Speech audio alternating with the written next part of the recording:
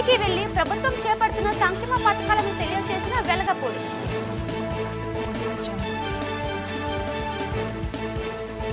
శ్రావణ మాసం సందర్భంగా సింహాచలం శ్రీ వరాహ లక్ష్మీ నరసింహస్వామి వారి దేవస్థానంలో కొనసాగుతున్న భక్తుల రద్దీ. కన్నుల పండుగ జరిగిన స్వామివారి నిత్య కళ్యాణం, అర్జిత సేవలు. 39వ వార్డులో 1,10,00,000 నిధులతో చేపట్టనున్న పలు అభివృద్ధి పనులు. స్థానిక కార్పొరేటర్ మహమ్మద్ షారిఫ్ తో కలిసి అభివృద్ధి పనులకు శంకుస్థాపన చేసిన ఎమ్మెల్యే వంశకృష్ణ శ్రీనివాస్. మహిళా సాధికారత, మహిళల అభివృద్ధి, మహిళా సంక్షేమమే ధ్యేయంగా సూపర్ 6 లో ఇచ్చిన ఉచిత బస్సు ప్రయాణం అమలుకు కేబినెట్ ఆమోదం తెలిపిందని రాష్ట్ర సమాచార శాఖ మంత్రి కొలుసు పార్థసారథి తెలిపారు. ముఖ్యమంత్రి అధ్యక్షతన బుధవారం ఉదయం సచివాలయంలో కేబినెట్ సమావేశం జరిగింది. ఈ నేపథ్యంలో కేబినెట్ ఆమోదించిన వివిధ అంశాలను మంత్రి పార్థసారథి మీడియాకు తెలిపారు. ఎన్నికల్లో ఇచ్చిన హామీలు అమలు చేస్తూ అందులో భాగమైన మహిళలకు ఉచిత బస్సు ప్రయాణం హామీని స్త్రీ శక్తి పేరిట ఆగస్టు 15 నుంచి అమలు చేస్తున్నట్లు తెలిపారు. ఆగస్టు 15 నుంచి ప్రతి మహిళా ఉద్యోగి విద్య, వ్యాపార పరంగా ఈ అవకాశాన్ని సద్వినియోగం చేసుకోవచ్చన్నారు. రాష్ట్ర వ్యాప్తంగా Palle Velugu, ultra Palle Velugu, city ordinary bus, metro express సర్వీసులలో ఉచితంగా ప్రయాణించవచ్చన్నారు. రాష్ట్ర వ్యాప్తంగా 8,456 బస్సులు వినియోగించుకునే అవకాశాన్ని ప్రభుత్వం కల్పిస్తుందన్నారు. జిల్లా వరకే పరిమితం అవ్వాల్సిన ఉచిత ప్రయాణాన్ని మంత్రి నారా లోకేష్ చొరవతో రాష్ట్రం మొత్తం తిరిగేలా అమలు చేస్తున్నట్లు పేర్కొన్నారు. ఆర్థిక ఒడిదుడుకులు ఎదురైనా ఇచ్చిన మాటకు కట్టుబడి చంద్రబాబు అన్ని పథకాలతో పాటు ఈ పథకం అమలుకు శ్రీకారం చుట్టారన్నారు. కూటమి ప్రభుత్వం యొక్క విశ్వసనీయత, మా ప్రియతమ నాయకుడు చంద్రబాబు నాయుడు గారి కమిట్మెంట్ టువర్డ్స్ పబ్లిక్ ఏదైతే ఉందో అది ఎస్టాబ్లిష్ అయిందని చెప్పేసి మనవి చేస్తా ఉన్నాను. నేను ఇప్పటికే ఎన్టీఆర్ భరోసా ద్వారా 34,000 కోట్లు,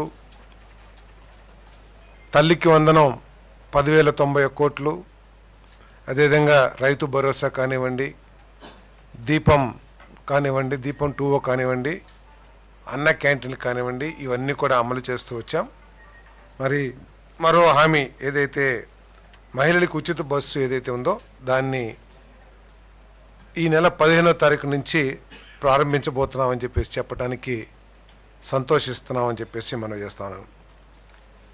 ఎన్నికల్లో ఇచ్చిన హామీ మేరకు మహిళల సాధికారత, మహిళల అభివృద్ధి, అన్ని రంగాల్లో కూడా మహిళల భాగస్వామ్యం ఉండాలనే లక్ష్యంతో వారికి మేలు చేకూరే విధంగా వారి ఉద్యోగ అవకాశాల కోసం కానివ్వండి, లేదు వారి విద్యా అవకాశాల కోసం కానివ్వండి, ఇంకా అనేక అవసరాల కోసం ఈ బస్సుల్ని ఉపయోగించుకోవటానికి వారికి వీలుగా ఉంటుంది. ప్రభుత్వం అనేక ఆర్థిక ఒడిదుడుకులు, ఆర్థిక సమస్యలు ఎదుర్కొంటున్నా కూడా చంద్రబాబు నాయుడు గారి నాయకత్వంలోని ఈ కూటమి ప్రభుత్వం హామీలన్నింటినీ కూడా అమలు చేస్తుందని చెప్పేసి నేను మనవి చేస్తున్నాను. మరి ఈ ఉచిత బస్సు పథకానికి ముఖ్యమంత్రి గారు స్త్రీ శక్తి అని చెప్పేసి నామకరణం కూడా చేయటం జరిగిందని చెప్పేసి మనం చేస్తాను. దాన్ని క్యాబినెట్ ఆమోదించడం కూడా జరిగింది. ఈ పథకం పేరు స్త్రీ శక్తి. మొన్నటి వరకు కూడా వార్తలు చాలా వచ్చినాయి. ఏదో జిల్లాల వరకే ఈ ఉచిత బస్సుని ఇస్తారు, జిల్లాలో మాత్రమే మహిళలు ప్రయాణం చేయడానికి ఉచితంగా అవకాశాలు కల్పిస్తారని చెప్పేసి. మరి ఈ వార్తల నేపథ్యంలో ఇటీవల గ్రూప్ ఆఫ్ మినిస్టర్స్ కానివ్వండి, ఎవరైతే ఈ పథకాన్ని చేశారో లోకేష్ గారు, మా ప్రియతమ యువనేత లోకేష్ గారి చొరవతో ఈ పథకాన్ని రాష్ట్రం మొత్తం కూడా అమలు చేయడానికి నిర్ణయం తీసుకున్నారని చెప్పేసి కూడా నేను మనవి చేస్తాను. ఈ పథకం ద్వారా ప్రభుత్వానికి 1,942 కోట్ల రూపాయలు, నెలకి 162 కోట్ల రూపాయలు భారం పడుతుందని చెప్పేసి కూడా నేను ఈ సందర్భంగా తెలియజేస్తున్నాను.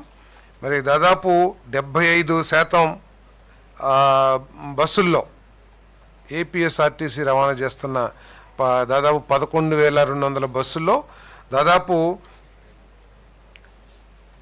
11,449 బస్సుల్లో 8,456 బస్సుల్లో ఈ ఉచిత బస్సు పథకం అనేది అమలు కాబోతుందని చెప్పేసి కూడా ఈ సందర్భంగా తెలియజేస్తాను.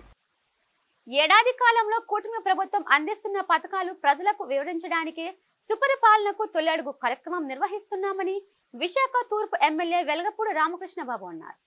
విశాఖ తూర్పు నియోజకవర్గం 20వ వార్డు పరిధిలో చినవాల్తేర్ రజక వీధిలో సుపరిపాలనకు తొలి అడుగు కార్యక్రమాన్ని నిర్వహించారు.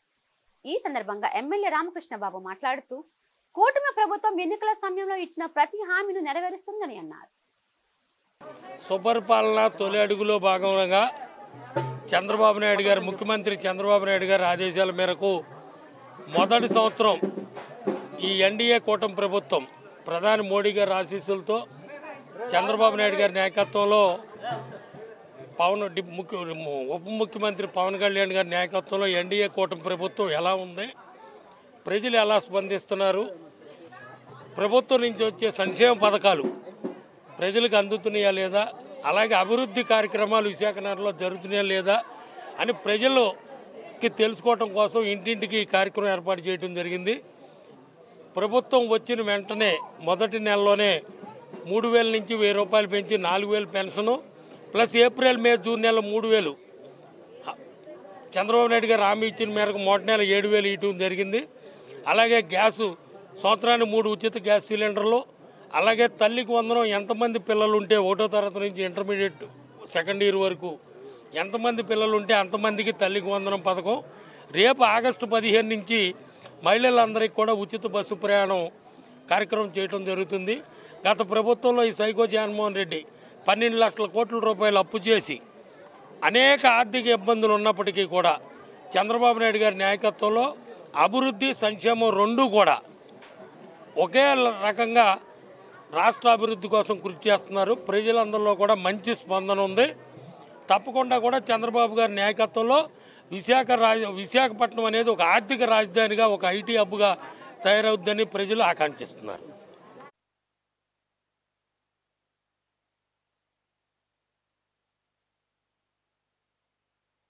ఉత్తరాంధ్ర ఆరాధ్య దైవం ప్రముఖ పుణ్యక్షేత్రంగా విరాజిల్లుతున్న సింహాచలం శ్రీ వరాహ లక్ష్మీ నరసింహస్వామి వారి నిత్య కళ్యాణం అత్యంత వైభవంగా జరిగింది.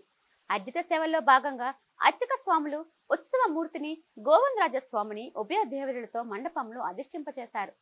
నిత్య కళ్యాణంలో పాల్గొన్న భక్తులు గోత్రనామాలతో సంకల్పం చెప్పి పంచరాత్ర గమశాస్త్రం విధానంలో విశ్వకేశ ఆరాధన, పుణ్య హవచనాలతో కార్యక్రమానికి శ్రీకారం చుట్టారు.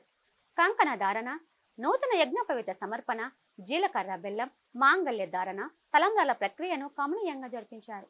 మంత్రపుష్పం, మంగళ శాసనాల తర్వాత భక్తులకు వేద ఆశీర్వచనాలు, శేష వస్త్రాలు, స్వామివారి ప్రసాదాలు అందజేస్తారు.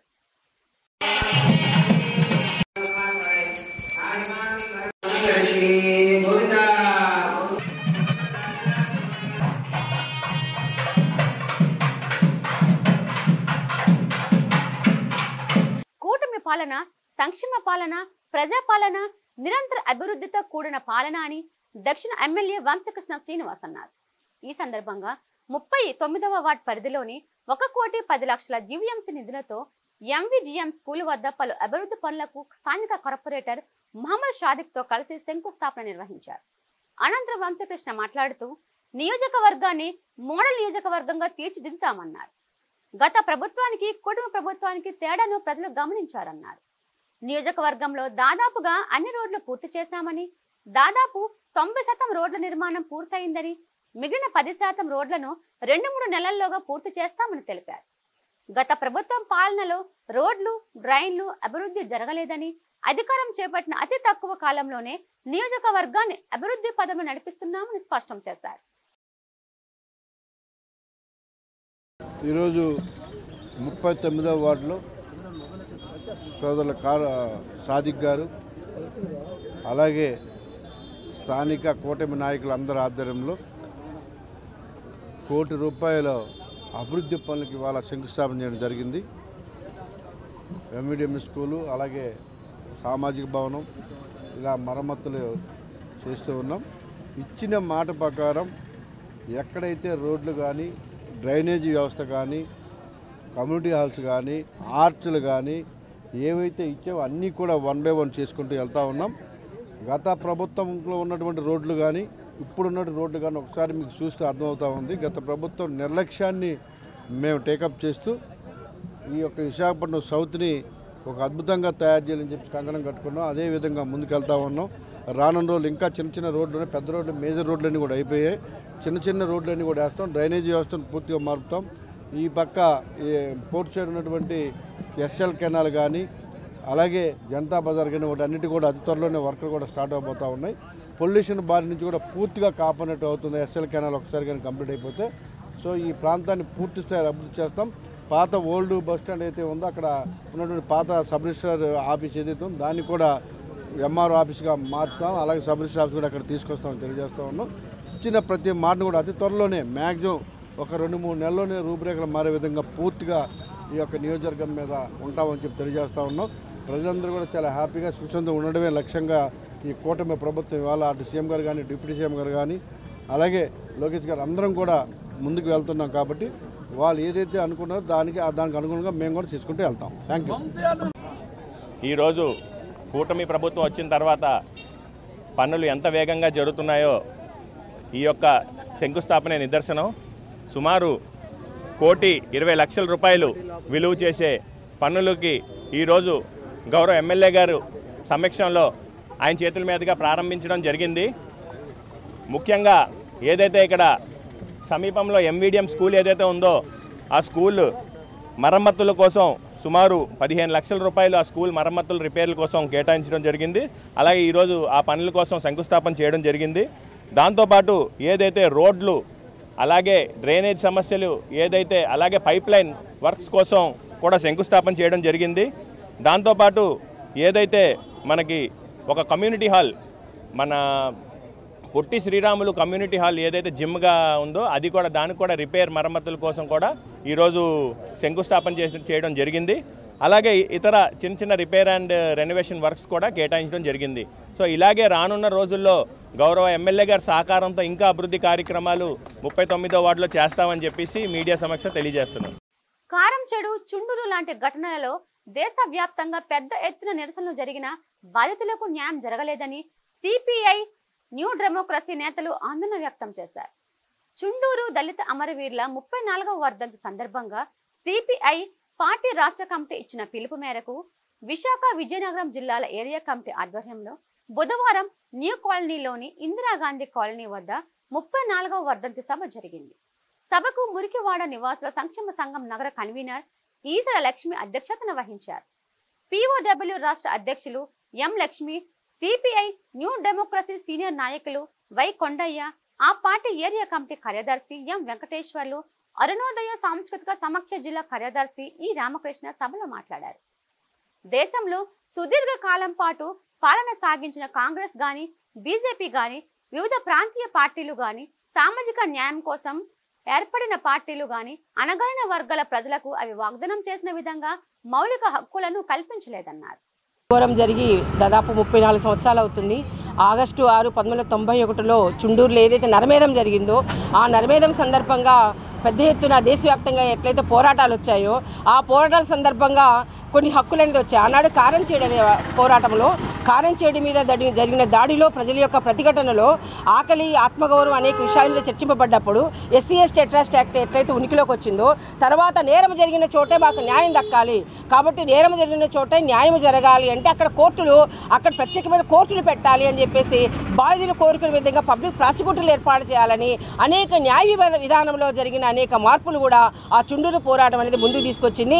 దాంట్లో భాగంగానే అక్కడ వాళ్ళు హైకోర్టు, అక్కడ ప్రత్యేకమైన కోర్టు జరగడం, ఆ ప్రత్యేకమైన కోర్టు సంబంధించిన దాంట్లో కొంతమంది మీద శిక్షలు వేసినప్పుడు ఆ 21 మంది మీద వేసిన శిక్షలు కూడా రద్దు చేయాలని చెప్పేసి అక్కడ ఉన్న రెడ్లు, కాపులు వీళ్ళంతా హైకోర్టుకు వెళ్ళడం, హైకోర్టులో కూడా వాళ్ళందరూ శిక్షలను తీసేసిన తర్వాత బాధితులందరూ కూడా సుప్రీంకోర్టుకు వెళ్ళడం, సుప్రీంకోర్టులో వాళ్ళందరికీ కూడా శిక్షలు పడే విధంగా చేయడం, అంటే దాదాపు 34 సంవత్సరాల పాటు ఎడతెరపు లేని పోరాటాన్ని చుండూరు దళితులు చేశారు. వాళ్ళకి మద్దతుగా దేశవ్యాప్తంగా ఉన్న విప్లవ ప్రజాశక్తులు, అదేవిధంగా దళిత విప్లవ శక్తులు వాళ్ళందరూ కూడా పెద్ద ఎత్తున పోరాటం చేయడం మూలాన ఈరోజు దళితులకు సంబంధించిన దాంట్లో ఈరోజు ఈరోజు సామాజిక న్యాయము ఏదైతే అందరూ సమానమని రాజ్యాంగం ఏదైతే చెప్తుందో దళితుల మీద అణిచివేత పీడన లేకుండా ఉండే దాన్ని ఉన్నది అని చెప్తున్నప్పటికీ కూడా ఆచరణ అమలు కాకుండా పోతుంది. దానికి ఉదాహరణ ఈరోజు ఇందిరాగాంధీ కాలనీ కూడా నగరం నడిపడున్నప్పటికి కూడా ఈరోజు సగౌరవంగా బతికే అవకాశం వీళ్ళకందరికీ లేదు.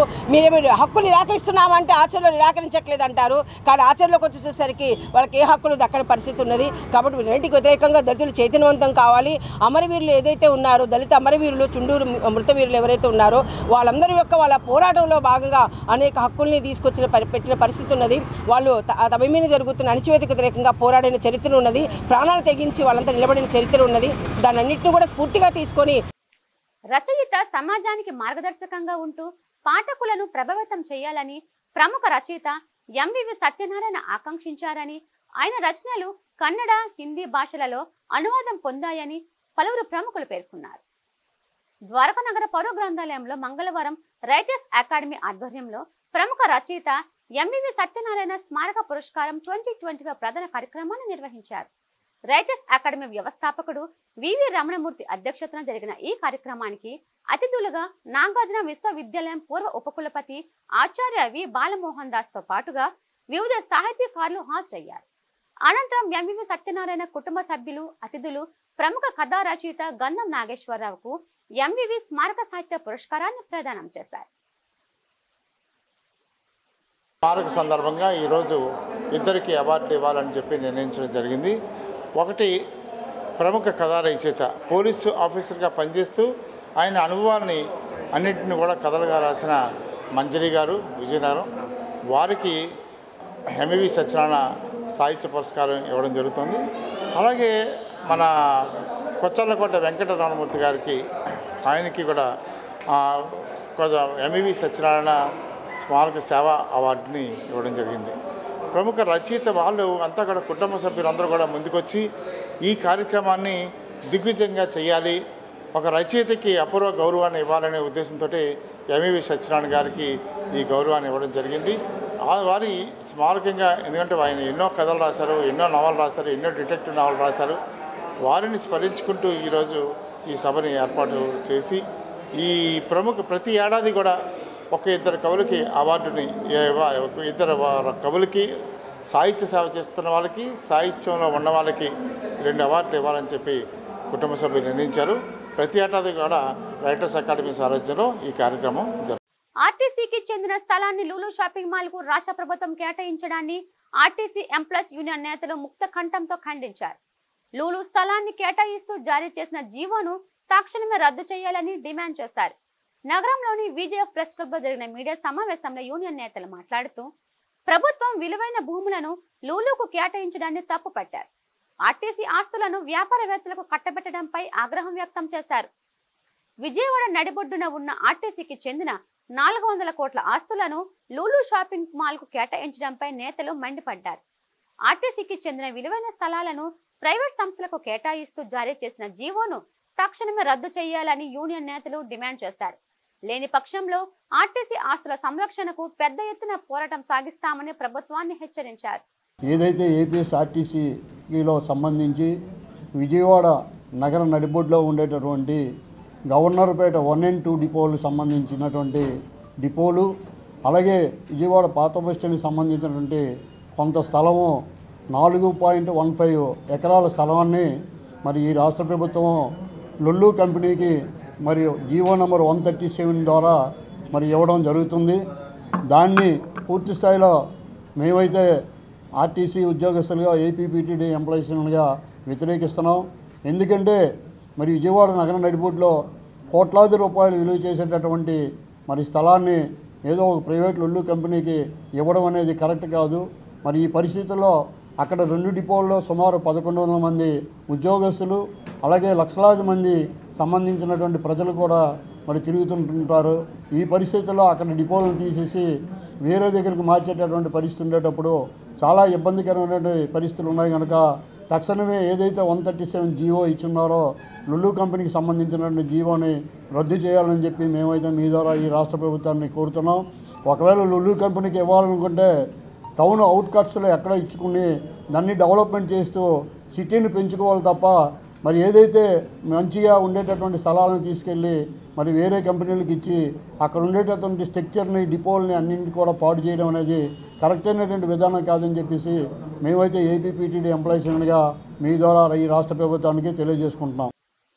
ఆంధ్రప్రదేశ్లో 18% ఉన్న కాపుల అభ్యున్నతికి రాష్ట్ర ప్రభుత్వం 10,000 కోట్లు కేటాయించి కాపుల అభివృద్ధికి సంక్షేమానికి ప్రత్యేక కార్యక్రమాలు చేపట్టి ఆదుకోవాలని ఆంధ్రప్రదేశ్ కాపు అభివృద్ధి సంక్షేమ సంఘం అధ్యక్షుడు ఆలటి ప్రకాష్ కోరారు. విశాఖ పౌర గ్రంథాలయంలో ఆయన విలేకరులతో మాట్లాడారు. కూటమి ప్రభుత్వం ఏర్పాటులో రాష్ట్ర వ్యాప్తంగా ఉన్న కాపులంతా ఐక్యంగా పనిచేశారన్నారు. జనసేన అధినేత పవన్ కళ్యాణ్ పిలుపుతో సామాజిక వర్గం అంతా ఒక్కతాటిపైకి వచ్చి పనిచేశారన్నారు. అలాంటి కాపులను అన్ని విధాలుగా ఆదుకోవాల్సిన బాధ్యత ప్రభుత్వానికి ఉందని సూచించారు. ఈడబ్ల్యూఎస్ లో 5% రిజర్వేషన్ను పక్కాగా అమలు చేయాలని, గతంలో చంద్రబాబు గారు పాస్ చేసిన యాక్ట్ 14/19 అమలు చేస్తూ జారీ చేసిన జీవో నెంబర్ 45/19ను తక్షణమే అమలు చేయాలని విజ్ఞప్తి చేశారు. P4 పథకంలో కాపుల సంక్షేమానికి పాటుపడాలన్నారు. జనగణన కులగణనతో పాటు కాపుల వాస్తవ పరిస్థితిని పరిగణలోకి తీసుకొని సహాయ సహకారాలు అందించాలన్నారు. జనరల్ సెక్రటరీ బిఎన్ మూర్తి మాట్లాడుతూ శ్రీకృష్ణదేవరాయల జయంతి వర్ధంతులను రాష్ట్ర ప్రభుత్వం కార్యక్రమాలుగా చేపట్టాలన్నారు. కాపులు ఆర్థికంగా రాజకీయంగా ఎదిగేలా సహకారం అందించాలని విన్నవించారు. ఈ మేరకు రాష్ట్ర ప్రభుత్వానికి లేఖ రాశారు. ఈ కార్యక్రమంలో కాపు నాయకులు కేవీవీఎస్ సత్యనారాయణ, గొల్లకోట సుబ్బారావు, బి రామజోగి పాల్గొన్నారు. రాష్ట్రంలో సింగిల్ లార్జెస్ట్ కమ్యూనిటీ సుమారుగా 18% ఉన్న కమ్యూనిటీ కాపు కమ్యూనిటీ. అది రాష్ట్రం అన్ని ప్రాంతాలు విస్తరించి ఉంది. దురదృష్టం ఏంటంటే ఇంత పెద్ద కమ్యూనిటీ కూడా ఆర్థికంగా కానీ సామాజికంగా కానీ విద్యాపరంగా కానీ ఉద్యోగపరంగా కానీ చాలా వెనకబడి ఉన్న విషయం మరి అందరికీ తెలుసు. అది అన్ని వర్గాలకు తెలుసు, ప్రభుత్వాలకు అన్ని రాజకీయ పార్టీలు కూడా తెలుసు. అలాగే ఇప్పుడు మనకి సంబంధించి ఏదైతే గతంలో చంద్రబాబు నాయుడు గారు 14-19 మధ్యలో మరి వారు సీఎంగా ఉన్నప్పుడు మరి అప్పట్లో జరిగిన ఉద్యమ ఫలితం కానివ్వండి, చంద్రబాబు నాయుడు గారు పెద్ద మనసుతోటి కాపు కార్పొరేషన్ ఏర్పాటు చేయడంతో దాంతోపాటు అందులో అనేక రాయితీలతోటి కాపులుగా అభివృద్ధి కోసం అనేక కార్యక్రమాలు చేపట్టడం జరిగింది. విశాఖపట్నం, విజయనగరం, శ్రీకాకుళం, ఈస్ట్ వెస్ట్ గోదావరి జిల్లాల్లో చూసుకున్నట్లయితే ఎప్పుడూ రానన్ని ఓట్ల శాతం, అంత మెజారిటీస్, అది గాజువాక అయితేనేమి, భీమిలి అయితేనేమి, పెద్దుర్తి అయితేనేమి, ఒకసారి అబ్జర్వ్ చేసినట్లయితే స్టేట్లోనే ఫస్ట్, సెకండ్, 4th ప్లేస్లో మన విశాఖపట్నం జిల్లాకే వచ్చినాయి. అంటే ఇక్కడ కమ్యూనిటీ పరంగా విపరీతంగా కాపులు ఉండడం, వన్ సైడెడ్గా చేయడం ఈ యొక్క మెజారిటీస్కి కారణం కావడం జరిగింది. విశాఖ డైరీలో గత 20 సంవత్సరాల నుంచి పనిచేస్తున్న కాంట్రాక్ట్ కార్మికులను అకారణంగా యాజమాన్యం విధుల నుంచి తొలగించడాన్ని సిఐటియు విశాఖ జిల్లా ప్రధాన కార్యదర్శి ఆర్కేఎస్వి కుమార్ ఖండించారు. ఈ సందర్భంగా జగదాంబ సిఐటియు ఆఫీసులో సిఐటియు అనుబంధ కార్మిక సంఘాల నాయకులతో రౌండ్ టేబుల్ సమావేశం నిర్వహించారు. ఈ సమావేశంలో తొలగించిన కాంట్రాక్ట్ కార్మికులు అందరినీ వెంటనే విధుల్లోకి తీసుకోవాలని కోరారు. పర్మనెంట్ యూనియన్ నాయకుల అక్రమ సస్పెన్షన్లు ఎత్తివేయాలని డిమాండ్ చేశారు. ఈ సందర్భంగా కుమార్ మాట్లాడుతూ డైరీలో అనేక సంవత్సరాల నుంచి ఏ విధమైన కార్మిక చట్టాలు అమలు కాకపోయినా పనిచేస్తున్నటువంటి 305 మంది కాంట్రాక్ట్ కార్మికులను యాజమాన్యం ఏ విధమైన ముందస్తు నోటీసులు ఇవ్వకుండా ఏకపక్షంగా జూన్ 10వ తేదీ నుండి విధులు నిలిపివేశారన్నారు. ఈ విషయంపై జేసీఎల్ వద్ద అనేక పర్యాయాలు సమావేశాలు జరిగినా చివరకు వారందరినీ పనిలో పెట్టుకుంటామని కాంట్రాక్టర్ చెప్పినా యాజమాన్యం మాత్రం ఇంతవరకు వారిని విధుల్లోకి తీసుకోలేదన్నారు. తొలగించిన వారిలో అత్యధిక మంది ఒంటరి మహిళలుగా ఉన్నారని, యాజమాన్యం ఏ విధమైన నిరసనలు తెలియచేయకుండా గేటు వద్ద కూడా కార్మికులను రాకుండా కోర్టుకు వెళ్లి జంక్షన్ ఆర్డర్ తెచ్చుకోవడం చూస్తుంటే ఎంత దారుణంగా వ్యవహరిస్తోందో అర్థమవుతుందన్నారు. విశాఖ డైరీలో పనిచేస్తున్నటువంటి కాంట్రాక్ట్ కార్మికుల్ని అన్యాయంగా ఏ విధమైన కారణం చూపకుండా నోటీస్ లేకుండా 305 మందిని గత జూన్ 10వ తారీఖు నుంచి విధుల నుంచి నిలిపివేశారు. తొలగించిన కాంట్రాక్ట్ కార్మికులందరినీ తక్షణమే బేషరతుగా విధుల్లోకి తీసుకోవాలని సిఐటియు అనుబంధ కార్మిక సంఘాలన్నీ ఈరోజు జగదాంబ సిఐటి ఆఫీస్లో రౌండ్ టేబుల్ సమావేశం జరిపి రౌండ్ టేబుల్ సమావేశం తరపున ఒక తీర్మానాన్ని విడుదల చేస్తున్నాం. యాజమాన్యం బేషరతుగా వీళ్ళందరినీ విధుల్లోకి తీసుకోవాలి, లేకపోతే తర్వాత జరిగే పరిణామాలకి యాజమాన్యమే పూర్తి బాధ్యత వహించాల్సి ఉంటుందని చెప్పేసి మేము హెచ్చరిస్తూ ఉన్నాం. అలాగే గౌరవ పోలీస్ కమిషనర్ గారు కూడా ఒక సూచన చేయాలనుకుంటున్నాం. అయ్యా, మేము భారత రాజ్యాంగానికి లోబడే పనిచేస్తూ ఉన్నాం, కార్మికులను తొలగిస్తే వెంటనే విధుల్లోకి తీసుకోవాలి. సాంస్కృతిక పునరుజ్జీవనం కోసమే చిత్తజల్లు సివి రచనలు సాగాయని ఆచార్య కెఎస్ చలం పేర్కొన్నారు. మంగళవారం ద్వారకా నగర్లోని పౌర గ్రంథాలయంలో సమతా సాహితీ సామాజిక సాహిత్య వేదిక ఆధ్వర్యంలో సివి సాహిత్యంపై సమీక్ష సభ నిర్వహించారు. డాక్టర్ మాటూరి అధ్యక్షతన జరిగిన ఈ సభకు ముఖ్య అతిథిగా విచ్చేసిన ఆచార్య చలం మాట్లాడుతూ సివి రచనలను విశ్లేషించారు. సివి రచనల్లో సామాజిక అంశాలపై డాక్టర్ ఎం సుబ్బారావు మాట్లాడారు. ఈ సమావేశంలో పలువురు సాహితీవేత్తలు పాల్గొన్నారు. అంటే మన తెలుగు సాహిత్యం గమ్మత్తుగా ఉంది. ప్రబంధ సాహిత్యం నుంచి మళ్ళీ ఆధునిక సాహిత్యాన్ని తీసుకురావడం ఒకళ్ళు కావాల్సి వచ్చారు. ఏ చలమం, ఏ గురదాడు కావాల్సి వచ్చారు లాక్కు రావడానికి దీన్ని. అలాగే అరసం, అంటే మేమందరం అరసంలో అయినప్పటికీ కూడా, మా అప్పలరాజు ఇక్కడ ఉన్నప్పటికీ కూడా అరసం కొంచెం వెనకబడిపోయి స్తబ్దంగా అయిపోయి నిస్తేజం అయిపోయిన సందర్భంలో దిగంబరులు విప్లవం వస్తున్న సందర్భంలో ఏం చేయాలి, ఏమయ్యా శ్రీశ్రీ ఏం చేస్తున్నా అని దబాయించి అడిగినటువంటి వాడు మన సివి గారు. అదే ఆ మాటే మన కేవీ రమణారెడ్డి గారు చెప్తారు. సివి లేకపోతే శ్రీరంగ శ్రీనివాసరావు ఆరోగ్యం అందరూ అక్కడికి వెళ్ళిపోయారు. సినిమా ప్రపంచంలోకి వెళ్ళిపోయి మొత్తం సమాజాన్ని, వాళ్ళు రాసిన సాహిత్యాన్ని మర్చిపోయారు. వాళ్ళందరూ కొరడా పట్టుకొని కొట్టి మళ్ళీ సాహిత్యంలోకి తీసుకొచ్చి విరసం విప్లవ సాహిత్యం వైపు తీసుకెళ్ళిన వాడు శ్రీశ్రీ. వీళ్ళంతా మా ఎవాల్యుయేట్ చేస్తారు కదా, ఈ సాహిత్యకారులు, విమర్శకులు ఎవరు చేస్తారు సివి తాలూకా రోల్ ఏమిటి, తెలుగు సాహిత్యం మీద ఆయన రోల్ ఏమిటి దాన్ని తప్పకుండా విమర్శిస్తారు, చెప్తారు. శ్రీ ఫౌండేషన్ ఆధ్వర్యంలో 79వ స్వాతంత్ర దినోత్సవ వేడుకలు జరిగాయి. ద్వారకా నగర్లోని పౌర గ్రంథాలయంలో జరిగిన వేడుకల్లోని పలువురిని ఘనంగా సత్కరించారు.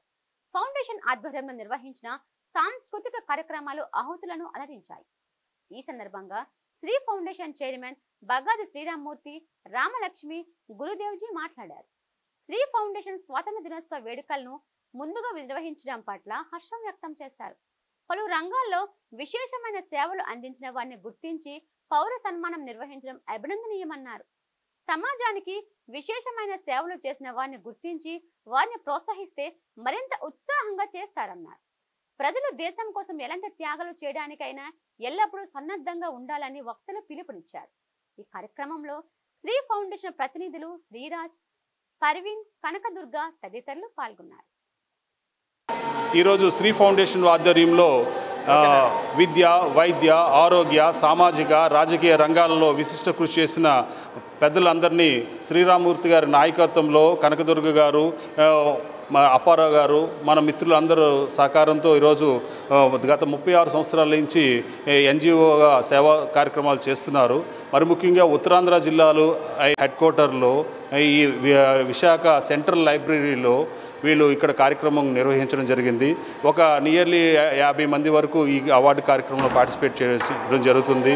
నా యొక్క ముఖ్యమైన విన్నపం ఏంటంటే భారత ప్రభుత్వం అయితేనేమి, రాష్ట్ర ప్రభుత్వం అయితేనేమి ఇలాగా విద్య, వైద్య, ఆరోగ్య, సేవా రంగాల్లో ఎవరైతే ఉన్నారో మరియు పత్రికా రంగంలో ఉన్న మిత్రులందరికీ కూడా వాళ్ళకి కూడా స్పెషల్ అక్రెడిటేషన్ కూడా సర్టిఫికేట్ అంటే మినిస్ట్రీ ఆఫ్ కార్పొరేట్ అఫైర్స్, తర్వాత మినిస్ట్రీ ఆఫ్ కమ్యూనికేషన్ డిపార్ట్మెంట్ వాళ్ళు కూడా ఇచ్చి వాళ్ళని అందరినీ ప్రోత్సహించాలి. పనిచేయని ఫోన్లను మరిపాలెంలో గల అర్బన్ ప్రాజెక్ట్ సిడిపిఓకి పనిచేయని ఫోన్లను ఇచ్చేందుకు ముందుకు వచ్చారు. ఆ ఫోన్లు తీసుకునేందుకు అధికారులు నిరాకరించడంతో అంగన్వాడీ సిబ్బంది తమ ఫోన్లను రోడ్లపై పెట్టి నిరసన తెలిపారు. ఈ సందర్భంగా అంగన్వాడీ సంక్షేమ సంఘం నేతలు మాట్లాడుతూ అంగన్వాడీ సిబ్బందిపై పని ఒత్తిడి తగ్గించాలని డిమాండ్ చేశారు. పనిచేయని ఫోన్లు వెనక్కి తీసుకొని కొత్త ఫోన్లు ఇవ్వాలన్నారు. పాత ఫోన్లు స్టానే కొత్త ఫోన్లు ఇచ్చే వరకు తాము ఎటువంటి కార్యకలాపాలు నిర్వహించమని స్పష్టం చేశారు. నో ఫోన్ నో వర్క్ విధానాన్ని పాటిస్తామని చెప్పారు. సమ్మె కాలంలో ఇచ్చిన హామీలను అమలు చేయాలని ప్రభుత్వాన్ని డిమాండ్ చేశారు.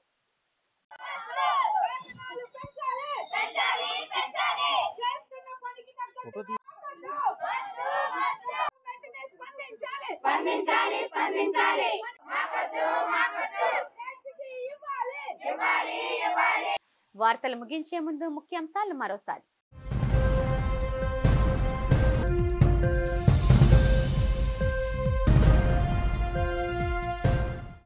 సూపర్ 6 అమలులో జోరు పెంచిన కూటమి ప్రభుత్వం. ఆగస్టు 15 నుంచి రాష్ట్ర వ్యాప్తంగా మహిళలకు ఆర్టీసీ బస్సుల్లో ఉచిత ప్రయాణానికి కేబినెట్ ఆమోదం తెలిపినట్లు వెల్లడించిన సమాచార శాఖ మంత్రి కొలుసు పార్థసారథి. తూర్పు నియోజకవర్గంలో ఎమ్మెల్యే వెలగపూడి రామకృష్ణబాబు ఆధ్వర్యంలో కొనసాగుతున్న సుపరిపాలనలో తొలి అడుగు కార్యక్రమం. ఇంటింటికి వెళ్లి ప్రభుత్వం చేపడుతున్న సంక్షేమ పథకాలను తెలియజేసిన వెలగపూడి.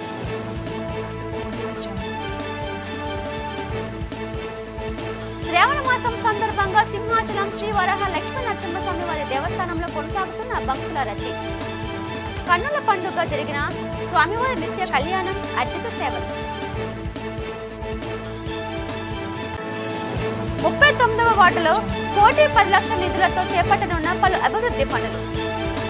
స్థానిక కార్పొరేటర్ మహమ్మద్ షారిఫ్ తో కలిసి అభివృద్ధి పనులకు శంకుస్థాపన చేసిన ఎమ్మెల్యే వంశకృష్ణ శ్రీనివాస్. ఈ వార్తలు ఇంతటితో సమాప్తం. చూస్తూ ఉండండి వి డిజిటల్ న్యూస్. నమస్తే.